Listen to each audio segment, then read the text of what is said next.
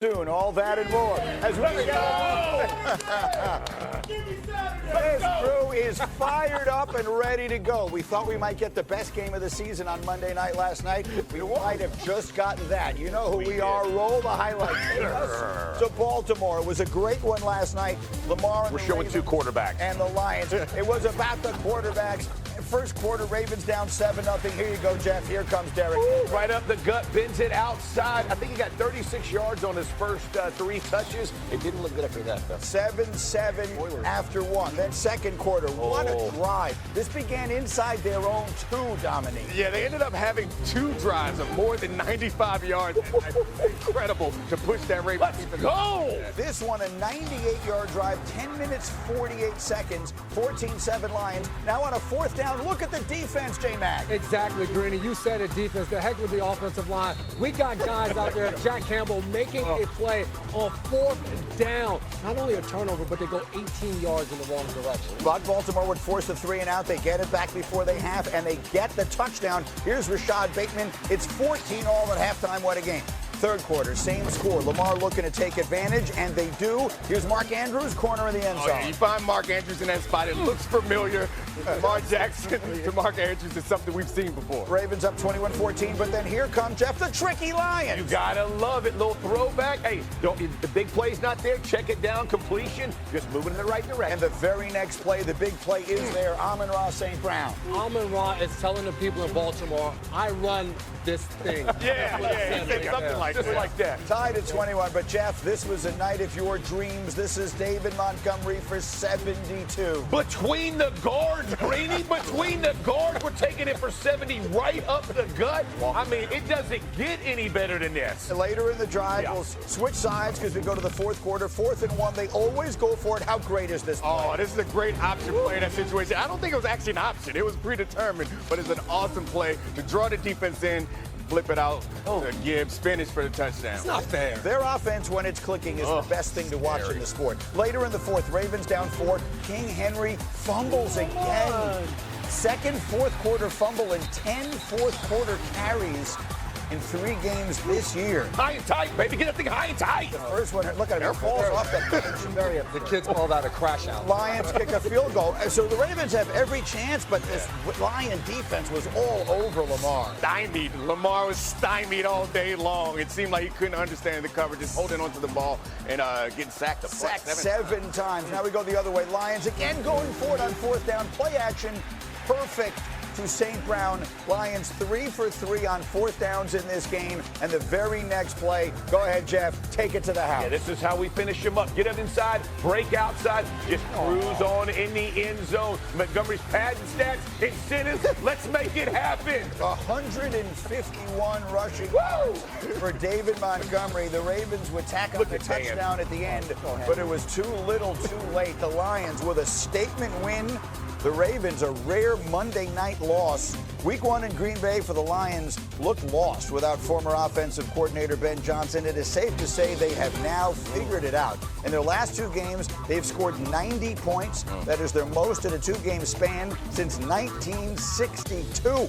And they were fired up in the locker room after.